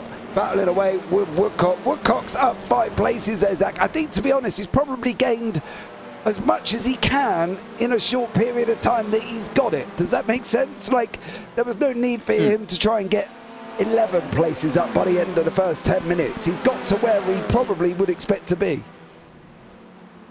Yeah, I mean, he's done a lot in not a lot, is Tom Woodcock. He's worked his way through quickly. He's done everything he's been expected to do, and there's still potential he goes further forward as well. I mean, he's got Cook and Watt lined up, and also Alan McCain potentially, if he's able to get past. Not saying that he's some godsend of a creation in these touring cars that can just decide and Moses part the sea of cars if he so wishes. Maybe that is the case, but obviously he just needs to take his time. He's got still 18 minutes of track time left to go, still plenty more in order to work his way forward. And talking of working his way forward, is Delmont to the inside of the final corner. McNally gives him the space, and Delmont now, you'd assume, is probably just going to try and build that gap and bridge away for the win. Yeah, I think McNally may have copped himself a slowdown on that last corner. It depends on how slow he goes around turn 1 here. We seem to be that everybody that comes around turn 1, that was so easy from McNally, and I've never seen him roll over and get his belly tickled there. I can tell you that much from Adam McNally, but that looked completely, totally easy for Delmont to get through. I'm probably guessing McNally might have had some form of slowdown. He's now got a set chase. Alan McCain, Watt, Cook, Woodcock, and no, not Jacklett. Jacklett's fighting out in his own little battle there with Scott Malcolm. So be aware that we've still got 16 minutes on the clock. We've still got battles developing. Up over the hill they go. And for anybody that says this circuit is not a TCR circuit, well, guys, watch this one, because you are completely wrong. This has been absolutely incredible racing.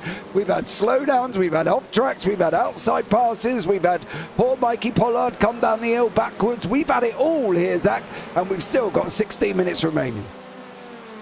Yeah, not even halfway through this race as of yet. It's flown by, and I'm sure the second half will as well. But as long as we keep entertained with some amazing action, thinking about the move, Ian Manners, Paddy Faulkner's not really too phased by it, though knew he could stay to his marks and continue on quite nicely. Nice little 4-car train that we've got here queuing up behind Alan McCain, also not a million miles away as to making it a 7-car train, obviously with the addition, or 6-car train I should say, with the addition of Ian Manners and Paddy Faulkner. Plenty of cars all in the mix. Let's see if McCain's able to go forwards or if he's going to fall victim to the pressure of Reece Watt behind, trying to power his way forward. And then also obviously Jonathan Cook and Tom Woodcock, who themselves are trying to work forward quite nicely as well. We're 14 minutes and 37 seconds through this race, so still got just over 15 to go, and McCain is under a ton of pressure. That Audi is practically pushing him through. Yeah, we are literally, I think, almost in the inside of that Audi. If that camera was a little bit lower, I think we would be in the inside. Now here comes Reece Watt. McCain's on the defense as well. John O'Cook's trying to get him through as well. Round now we go. Through turn 1. There's rubbing from Cook and McCain. We boys. Oh, make it through. Well done, Alan McCain. Stellar job there, but him and John O'Cook. I know rubbing is racing, but boy, oh boy, is that not the rubbing and racing we want to see here. Currently at the moment, Cook's still fine out. He's now trying to go to the outside. McCain still now blocking him off. The two Elantras fine out. Side by side, up over the jump. Cook's going to push him along. Practically there as well. Cook's going to try and look for the inside line coming into the chicane. He's got to be last on the brakes. Oh, he is last on the brakes. John O'Cook. Through he goes. Now here comes Tom Woodcock. Says thank you very much. I'll have some of that, Mr. McCain. And now he's going side by side on a run down into turn 1. Let's see who's going to be the one to come out on top. I think they're all just going to settle single file into the first corner for now. Slowdown. In fact, actually, just going to let him through, but he's going to fight it to the bitter end. I mean, he's got the slowdown, but he strategically placed it as to still be in the fight. Around the outside, though, beautifully done. Threads the needle. John O'Cook now ahead of Reece Watt. He's going to have to settle in behind, but it was, to be fair, a good strategy in mind, lifting off, taking the inside line, so much so that he could still defend through turn 1, but John O'Cook obviously was wiser to it and is now up into 7th place. Nicely done, of course, but Reece Watt, it was a good attempt. Yeah, he definitely did. He had a slowdown there. You can see him pull over to the right-hand side. John Brown looks like he's having a nice little scrap down here. He's got Stuart Gibbo in front of him. These guys have known each other for a very... Oh, Gibbo! Oh, barrier! Oh my blimeys, that's all I saw was the barrier there from Stuart Gibbons. Scott Malcolm looks like he's had a moment with Victor Brown. I'm not quite sure if this is all on his own or if... Oh no, maybe he ain't. What you done, Scott? Oh no! Oh.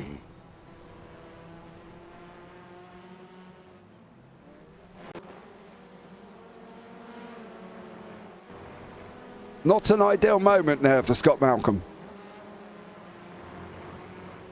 Far from it, and has seen him out of this race. So never great, obviously, to see it happen. But is what it is, I suppose. I mean, you know, there's not really much that you can do about it now. Side by side, the fight must go on. Stuart Gibbons, John Brown for 13th place. Gibbons has not had a good race. He's down 12. John Brown, to be fair to him as well, is down 9. So 21 places lost between the two of them, and they're fighting for the unlucky 13, which I think is the perfect irony in that particular squabble. It is going to be Stuart Gibbons as it stands to be the victor in that respective battle. The fight continues as well. Reece Watt now under pressure from Tom Woodcock as they are going side by side. A little bit of argy-bargy, and Watt is forced wide, and he loses the place to John O'Cook, and now obviously Alan McCain back into the mix as well, just for good measure. Yeah, he's getting bullied, poor guy. I know. I think somebody's nicked his lunch and his shoes and hung him over a telephone line by his shoelaces there. I don't know if anybody used to do that when I was a kid. Maybe it might have been just me. But growing up in London will do that to you as well. The amount of times we used to drive on the bus and see people's shoes hanging over the telephone line by their shoelaces. No, the poor kid got in trouble when he got home because he was walking there and he probably got his white socks dirty at the process. So there we go. Unfortunately for Reece Watt, I'm still hoping he's got his shoes on, but it looked like somebody might have nicked his packed lunch. He was bullied that much there as well. Paddy Faulkner, Kev Aylett scrapping it out with Ian Manners. This is a battle for Aylett is leading the arms. Faulkner's in 4th in class with Manners in 6th. Dalmont's out in front by 2.2. Then you've got Fowler 3.7 with Aylett, Faulkner and Manners behind it. Woodcock 6 seconds back from there. He's fine out with Cook, Watt and McCain. And then you've got gaps coming through the others here as well. So terrific action going through here. An incredible job. Ian Manners trying to get hold of Paddy Faulkner. He's giving Faulkner all he can, all he's worth, everything he's got. And that DCWR AI Race Summaries.com Wiener team is trying to go hard on the defense with the arm of Kev Aylett in front of him. Yeah, he's doing his best.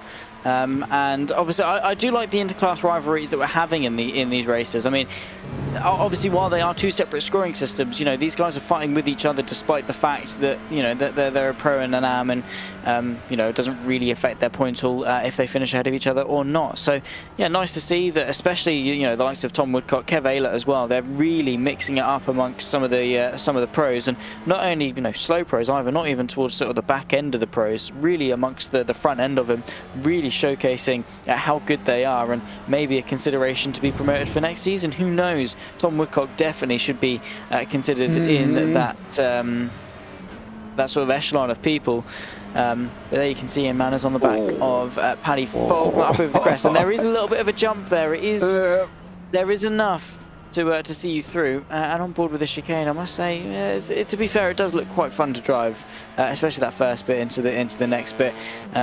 But yeah, we're now into the final 10 minutes, so very much the business end of this race. People need to start getting a little bit of a move on. Yeah, they definitely do. Paddy Faulkner now has got Ian Manners closing behind him. Aylett's open up the gap here at the moment. Alan McCain is trying to get hold of Reese Watt here as well. So Alan McCain, they're trying to get onto the back end of Reese Watt, who's doing an absolutely stellar job in that JW Motorsports machine Audi here as well. As you see Alan McCain going a little bit deep in turn one. Unfortunately for Ian Manners, well, that's what Paddy Faulkner's looking at there as well. The pink bannered machine. It's obviously another man has changed his liveries, hasn't quite got his decals on. Of Ian Manners, up over the jump we go. Oh, that jump scares me when I used to drive. I say used to because it was moving since I last used to drive as well. So that jump is absolutely scary, especially if the front end gets loose. Don't forget as well, if you are in a JPB Leagues Discord, if you're not joining on Monday, because we haven't got any Clios, we're going to do a hosted dirt road race. So the more people we can get involved for the dirt road race, we are going to do a hosted dirt road, just purely for the fun of it. It won't be broadcasted. I'm looking to try and see if I can get a steering wheel and come and have some fun on a dirt road there as well. So if you want to get involved with your dirt roads and you love a bit of a laugh for an evening, come along to the hosted race on Monday. Just to let you know, Zach, it's not broadcasted, so you don't have to worry about it. And come and have some fun in the dirt road. If you want to get your wheel strapped to your desk, Zach, as well, you can come and have some fun with us. I don't have it. I don't know how I sold it. I might buy myself, to be fair, I've already bought myself a Christmas present. Well, I've bought myself loads of Christmas presents, to be fair, and I just keep using it as an excuse to spend money on myself. But maybe I do need sort of another one. Just get like a little G920. Yeah, G920 yeah, or something. One that I can just, I don't even need a dedicated sim, to be fair. Yeah, I could just do that. That's fair enough. No, fair enough. Maybe I'll have a little dabble on Facebook Marketplace a little bit later on, because I do miss sim racing. I just don't have any time for it. Kev Aylett side by side allows Paddy Faulkner through.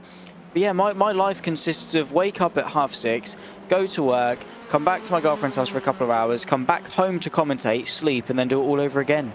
So I don't really have a lot of time to fit in sim racing, although I'd like to, because I do enjoy it.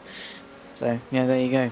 And I'd like to drive and not talk for a change. I did at some point do both at the same time, and that got me a lot of views on TikTok. So you know, maybe need to do that again. Okay. Well, thank you very much for that story there as well. It was very good. The end. Once upon a time. Thank you very much. I need. Good job. Well done. Russ Fowler, Alan McNally still going at it here in second and third place. As they come over the line into this final 6 minutes. It's really weird, right? Because they seem like they've been going around this circuit for absolutely ages, and it's only been 25 minutes. Yeah, I know. It's because there's so many laps. Sort of, see, people sort of. It's weird how sort of time is relative to things. You might think that, oh, it's a shorter track and therefore your brain will perceive it as a shorter race. No, because I sort of process the lap, like the time of the race as the quantity of laps. So here at Lime Rock, we're going through turn one loads of times. At Bathurst, the races fly past. At Spa, the races fly past. because we're only going into each corner less amount of times, and therefore in my head it's sort of perceived as less amount of time, even though it's the exact same. Because there's so many being churned out here at Lime Rock, it's just everything's blending into one and is being perceived as to take longer. I mean, it's not necessarily a bad thing that the race is being stretched out as such in my head, or in our heads, I suppose, because you also agree. Because we get to see this race in action. That has been a good race. It's not been a boring race. It's just been long, I suppose. I suppose when you look at it in that hindsight, I get what you mean on that one. But I can tell you one thing, Russell Fowler's not letting McNally get away as they go round turn 2, the left-hander here. Now they're going to go sharp to the right, try and carry as much speed over the curb as they possibly can. It's now up to the run, up until the fast right-hander. We're going to kink left to the left-hand side. Here we go, slight double the brakes, get the car hooked up, over the curb we go, up over the jump, try and keep it out.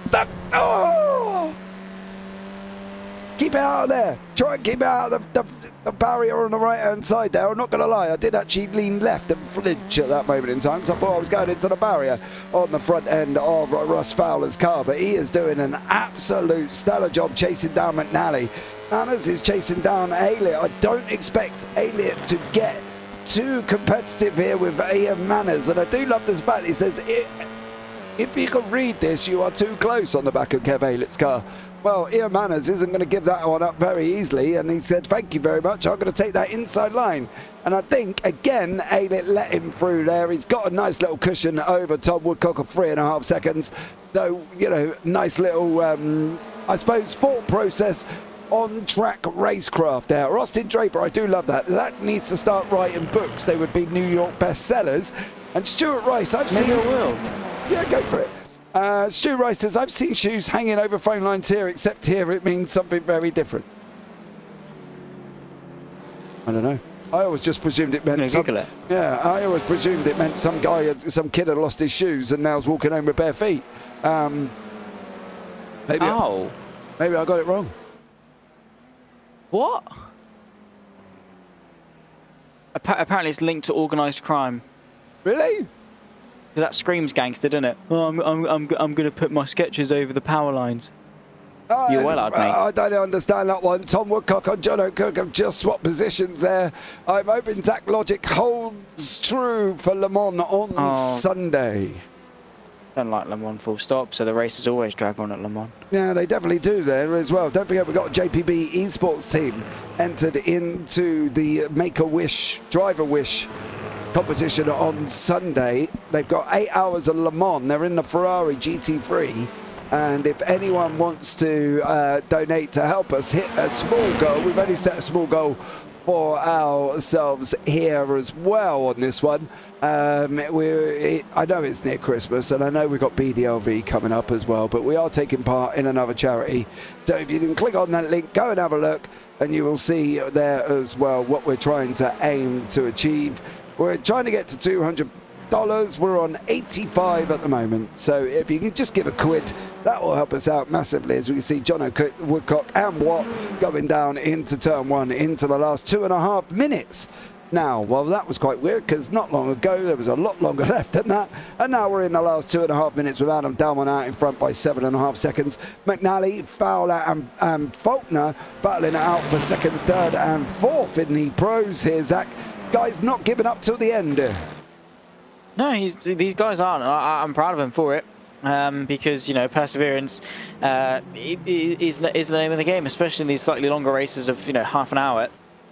It does pay to persevere. Adam McNally obviously doing a really good job as to keep them behind. I have to say, Paddy Faulkner's, he's been an absolute soldier in this race. He's been through it all. He's been fighting his way forward, obviously after starting 14th, and he's been battling his way through the rough since lap number 1. We're obviously now on to lap 29. So, well, technically lap 30. They've completed 29 laps. They're on to their 30th now.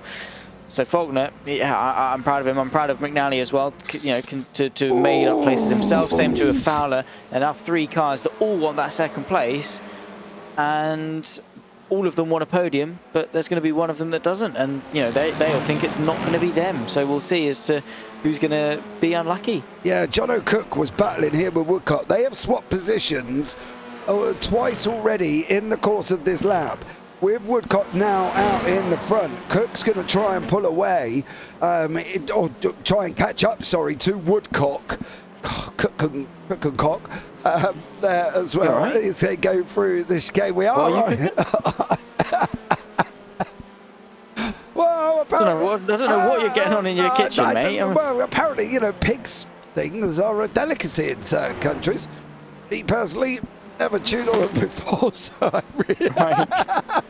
Again, don't really know what Really don't really know, want to know what you're chewing on. Take a minute, just let him calm. It reminds me of that scene in Cars where Lightning McQueen goes, Darks won 3 piston cups, and then Mater goes, he did what in his cup? Yeah. No one is going to come over the line. He's going to take this. Who said commentary was boring on the JPB YouTube channel? I don't know what you're on about. No one there winning the race. He's taken that job. Adam McNally looks like he's going to hold on to the second place. Great job from him here as well with Fowler and Faulkner. Faulkner comes home in 4th. Kev Aylett takes the win in the AMS. Great job from him with his JAASR teammate Woodcock in 2nd place there as well. And Carl Jacklett comes over the line in 3rd. He is trying to run with Alan McCain and didn't quite get him there as well. So Jacklett over the line there once more. Stellar race from all of these guys. Fowler coming home in 3rd in the pros here as well. Don't forget, guys, if you want to get yourselves involved in next season, well, there's the details on your screen. There's some of the tracks we're going to next season. We are off on the European Tour. We've done the British Tour. We've done the American Tour.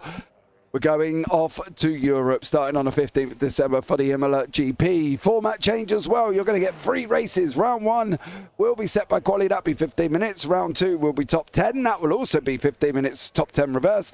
And round 3 will be 30 minutes with a 15-minute reverse. 15 place reverse there as well. So if you want to come along, get yourselves involved, jpbbroadcasting.com, head over there and you can have a look at the race. Right, let's pick up on the results from race 2, and I think we can safely say it has been an epic evening of racing. Dalmont is your winner with Adam McNally in 2nd and Russ Fowler in 3rd. Then you've got Paddy Faulkner and Ian Manners. That's your top 5. Stellar job from them. Kev Aylett and Tom Woodcock from JAASR 1-2 in the AMs there. Stellar job from them. Of course, Woodcock with the overall first ever AM win.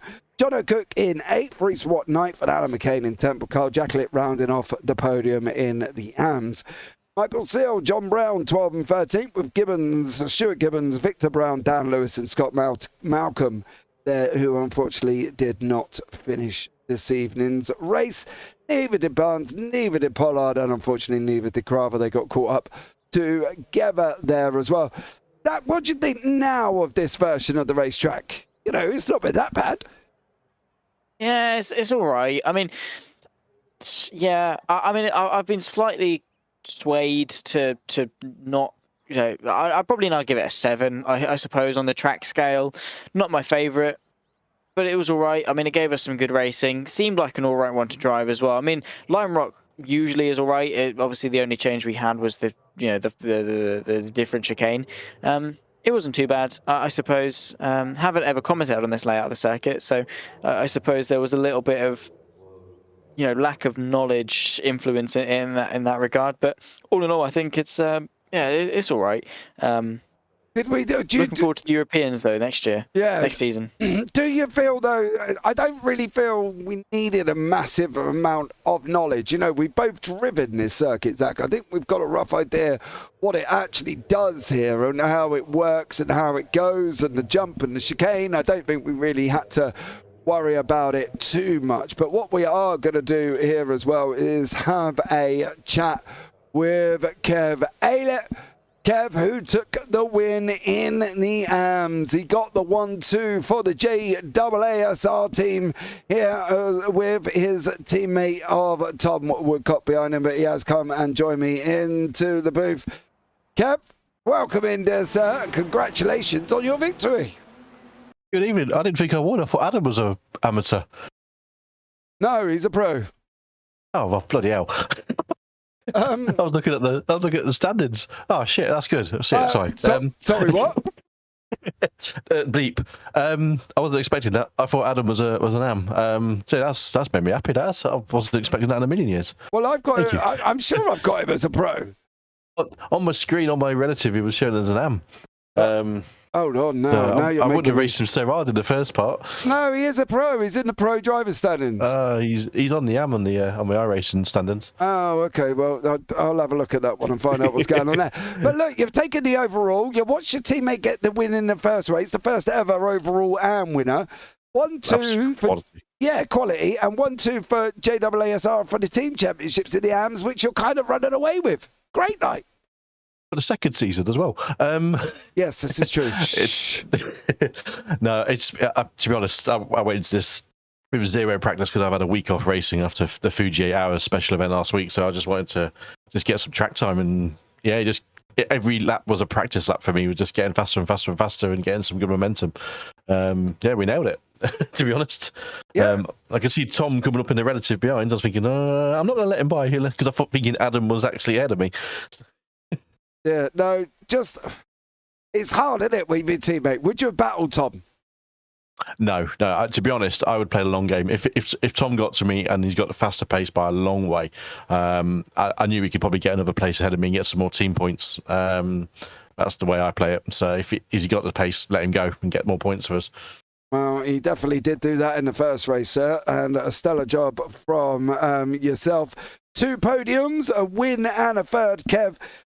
And, 2 podiums for the team, actually, because a win and second and a third and first for you. I think you guys have had a stellar job. That will bump you nicely up in the team standings. Going forward, we've got Road Atlanta Fall and also NASCAR Road Circuit coming up for the last race of the season. What do you think? How's your feelings on them? 2 of my probably favourite circuits on the calendar. I really love Road Atlanta. Probably a little bit sick to death of it because the amount of special events I've ran there in the past couple of months. But the touring cars are always a great challenge, and I did quite well in the officials there a few weeks ago as well. So I think we're going to be on the pace, and I want to be pushing hard for the wins as well. We're showing that we can race with the pros. I think that's the important thing. So without obviously destroying everyone's races, I think we've got some good opportunities there. Well, I think you have as well. And obviously, if you join in for next season when we're off on our European tour, Kev, there might be a little promotion involved for the JAASR boys, all right? I can blame Tom for that one. Yeah, you definitely can. Anyone you want to shout out, Kev, before I let you go? Big shout out to Tom for the first race. Absolutely dominated that race. Absolutely goated it. So yeah, big shout outs to Tom, and big shout out to everyone. That last race was a stellar drive from everybody. It felt like. Yeah, it definitely was there, mate. Well done, Tom. Kev, I'll look forward to seeing you next week, mate. No worries. Take it easy. Cheers. Right, now we're going to have a chat with Carl Jacklett here this evening. Good evening to you, sir. A third and a second. Still keeps you, I think, ahead in the AM Championship. Scott Malcolm, as we know, had a little bit of a ta-ta-ta this evening and didn't quite get on so well. But you know, another consistent race for you going forward. Yeah, I did everything I set out to do tonight. I wasn't particularly worried about battling with Tom. There was a good chance he was driving hard and fast. Well done for his results tonight. But he was risking quite a lot. I was just plodding along, picking up the points. I think that's all I need to do. I've got a reasonable lead in the AMs. So if I just carry on finishing thirds and fourths, seconds, that's all I've got to do. I fully agree with you, Carl, as well. We'll go on to Road Atlanta Fall next week, though, dear sir. And we're finishing off with the NASCAR Road Circuit, which is the old one with the double chicane at the bus stop at the back and the one right by the start line. What's your thoughts going forward on them ones? How do you think you're going to get on at them 2 circuits? I tend to do better at the quicker tracks. The technical tracks like this one, I do struggle a little bit on. The very fast tracks, I do tend to do a lot better. So looking forward to those, and it will be the same technique. Just keep out of trouble, rack up those points. Yeah, absolutely, Carl. Well done to you. And obviously, you know, if you are entering into next season, you will be probably promoted as pro if you win the AM Championship. So great job there for you as well. Carl, anyone you want to shout out before I let you go? Yeah, everyone in the league. I'll give a shout out to Scott as well because he had a really bad night. He deserves better. Yeah, I fully agree there as well. But Carl, thank you so much for joining us there, bud. And we're going to see how you get on. I'll see you Monday for the Clio. No, I won't, because we're not on Clios. No, you won't. There's no Clios Monday. No, we're going to do a dirt. We're going to do a dirt road hosted race, Carl. So come along and have some fun. Dirt road hosted. Okay. All right. Okay. What sort of cars? Probably the Beetle Light. Okay. Cool. Or I might throw the Fiesta and the Subaru in just for good health. But anyway, coming up with some fun on Monday, brothers. We haven't got the Clios on. You might even see me on track, Carl. Yeah. Well, you know, I'd really like to race in a league is the Legends on a mixture of road circuits, short ovals, and dirt ovals. Oh, okay. Well, a real combination league. Well, we've got a couple of weeks till the Clios. Maybe we'll get some hosted in the process there, bud. But well done, Carl. Thanks so much, bud. Fun. And I'll catch up with you next week, mate. Yeah, have a good week. And you. Ciao. Bye. Right, let's start now after having a long old conversation with Carl Jacklett. We'll have a chat with the man that took the victory in race 2, one and only, of course, and he took third in race 1, Mr. Adam Delmont. Good evening, dear sir. How are you? Hello, chaps. I'm good, thank you. And how are you two? Wonderful. I'm all right. I don't know about Zach. He's tired. You know what I mean? Knackered. The young lad's done a full week of work. You know what I mean? Yeah. Well, they do need a lot of sleep puppies, don't we? So they definitely do, especially when they start nipping at your ankles. You know what I mean? They're a little bit annoying. I didn't slippers yet. Mate, I'm putting my shoes up 3 feet off the ground from my puppy. He keeps chewing everything. Anyway, back to the racing. Let's get up. We're talking about dogs now. Blimey, we've got a bit off topic. How was it out there for you? You know, 57-second laps, 21 cars on the grid. Got a little bit manic, it got a little bit elbowy, but everybody made it through. I thought it was a great night of racing. Yeah, mate. It was good. I enjoyed it. Race 1, I picked up 2 slowdowns, and it kind of ruined that for me. But no, overall felt good, mate. Tom had some serious pace in race 1. Is it Tom Woodstock? Woodcock. Rapid. Woodcock, sorry, that's it. Yeah, he was rapid in race 1. I think Michael held me up as long as he could, and I knew he were going to do it because he's part of the, obviously, Mikey and Paddy team. Yeah. So I thought he's going to try his best to me, so I just literally just had to time it and went for a send, and luckily paid off. And then I did start clawing them 2 back, but I just didn't have enough time. So, but no, still decent result. 4th overall, third in pro. So, you know, it's still a podium. And then obviously on to race 2. Went on maximum send, knowing that I had to make up for the 2 slowdowns, and yeah, just trained through and off I tried. Yeah, you did make it sort of cracked on, and away you went, and that was it. Absolutely nailed it. Going forward in the championship, though, as well. Obviously, we know Paddy's had that penalty earlier on in the week for obviously what the contact with John Brown last week as well. That's given, you know, it's made it a little bit more of a level playing field, I think, because obviously Paddy had that 10-point gain over you. But now you're kind of round about the same point. He won in the pros in race 1. You won in race 2. It's going to level you out a little bit going into the last 2. Yeah, mate. It's going to be a good fight. Obviously, 2 rounds left. I'm just gonna try and nail each one. You know, just nail them and go as quick as I can, and hope that I don't make any mistakes and don't fluff it, which Zach will say I might tend to do quite a lot. But what have I ever said that? but no, do you know what? I'm feeling good. I feel much more confident in the Honda than I do the Clio, to be fair. It's just more comfortable for me. So yeah, I'll just keep doing what I'm doing, mate. I've had a good, strong second half of the season after obviously a bit of a miserable start. So yeah, coming back strong towards the end. Well, good job there, mate, as well. Road Atlanta and the NASCAR double chicane road circuit to finish off with. as well over the next 2 weeks. Adam, it's been, great having a chat with you, as it always is there, bud. I would say I'll see you Monday, but we're not doing Clio's. We're going to do a little bit of fun with a hosted dirt road session on Monday. So if you want to come along, get yourself involved in that one. Anyone you want to shout out before I let you go? Yeah, obviously the same as always. You guys for the broadcast, running things and the admin side of it. My teammates at Next Gen and SRL, and all their associated sponsors and all the drivers for turning up and giving a good old battle. Absolutely, Deborah. Well, thanks so much for joining us for a chat, and we'll look forward to seeing what you do next week. Good night, chaps. Take care, mate. Right, and now we're going to have a chat with one Mr. Adam McNally, who had a great fight with Adam Dalmont in that second race there as well. Adam, welcome into the booth, dear sir. How are you? Great. I'm absolutely over the moon with the night racing. Had some good fun. A bit slow, but I managed to hold on for P2. Yeah, you did. I wouldn't say you were slow, mate, because you did an incredible job.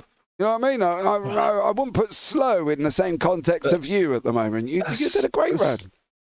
I was just watching turn 2 and 3. Delmont pulling 2/10 on us pretty much every lap. And I just couldn't figure out how to get it right. But great. Got a good overtake on Jack Glen in lap 3. Thought it almost ended me race and everybody else's, but somehow managed to save it. Well, I think on the upside, you saved it and you finished, 8th in race 1, and then you battled your way up, what was it, 5 places in race 2.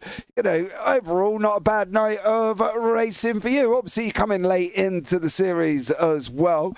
Doing a stellar job. What is this season for you? You come in late. What is it, kind of a fact-finding mission, do you think, for Adam? Or what's the situation for you regarding the championship overall?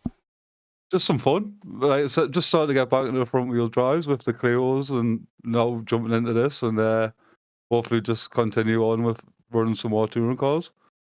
Awesome stuff. Well, next season is out, Adam. We're off to Europe next season after doing our American tour.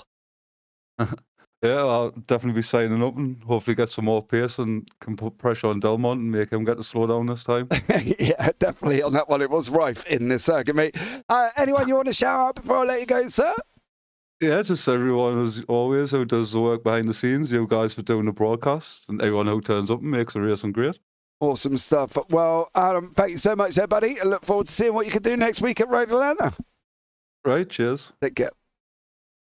Now, the third and, it's been the 6th interview for the evening, is the man that took the victory in race 1. He couldn't quite get on the podium in race 2. Paddy Faulkner, welcome in, dear sir. How are you? Yeah, not too bad. Thank you very much. A bit of a change of Paddy this week. No carnage from me. No, and to be honest, I wasn't really going to focus on that, Paddy, because I think your driving's been exceptional this evening. I think you've done an absolutely stellar job battling away. It's been a rough week. You got the penalty, taking it on the chin, come back, gained it as well. You and Adam are going to be roughly, I think I've worked out roughly around near enough the same points in the championship as well. So I think overall, yes, it was a kick in the teeth, and, penalties are penalties, and stewards did what stewards do. But going forward, you got 2 races to go. You're still in a championship fight. What do you think your chances are? Well, I can foresee Delmont winning. He's just too quick. I am really struggling. I have to be lucky. Like race 1, I was lucky. He had a few slowdowns, and I didn't. I kept it going, and I just did the whole Tom Ingram and just kept points going. I think I was 3rd in pro in the last race. So yeah, I was very close to McNeely getting there and passing him on, getting through them 2 on the track. But again, it was a case of, do I push it or do I just sit behind them and bank points? And that's what I did. Going back to the points, I do want to pick up on it because it has helped me readjust the way I was driving. I think even to my own admittance, it was getting a bit erratic. I'm not used to being the faster guy. I'm used to being the one catching the pros. So this week was a big adjustment, and I even upgraded to triple monitors rather than the single screen. That's helped quite a lot. So, yeah, that's so. Thank you to the stewards. It's given me a slap on the wrist and a slap on the back of the head, and it's made me think clearly now. But looking forward, it's the case of just blanking points, keeping going, and just making sure keep clean races and no points coming my way penalty wise. Yeah, I think so as well. Now, there seems to be a bit of confusion about Adam McNally. He's actually a pro. He's not an AM. I'm not quite sure where this AM situation developed from there as well. I think there might have been... Really? Yeah, so he is actually a pro. So you got 4th in race 2 there, Paddy. But well, that's fair enough. But it comes up on as an AM on our telemetries. So, yeah. I'm not quite sure on that one. I've checked on iRacing and he's definitely a P. So I'm not quite sure what's going on there, Paddy. But look, great chatting as always to you there, sir, as well. We've got 2 races to go of the season. We have announced our European tour as well going forward. So hopefully we might see you next season as well. Anyone you want to shout out before we let you go? Just the usual lot, the DCW crew and all the drivers on the grid today. Great racing. And a big thumbs up to my wife for letting me spend money on my screens this week. A big shout out to her. She's great. She's awesome. Well, you better get her a good Christmas present, Paddy, because it's not too far away. Oh, I've got one question just before you go. Yeah, just before you go. Do you prefer your ARS livery or do you prefer Michael Seals' DCWR livery? I've got no shame in saying this. It's the DCW all the one. This AI race summary just reminds me of a back to front police car. So I think the DCW livery is better. But James, we have changed it. We are changing liveries. Well, we are now deciding. This is a bit of inside information coming from hot off the press. We decided to keep within DCW as a team, but there's going to be an AI racing summaries and there's going to be DCW. We've all got new liveries, fresh new liveries coming out. We are still one, but we are just deciding that, because the AI race guys, they're doing a hell of a good job bringing up their own brand. And yes, they are part of DCW, but I think they need to promote themselves a bit more.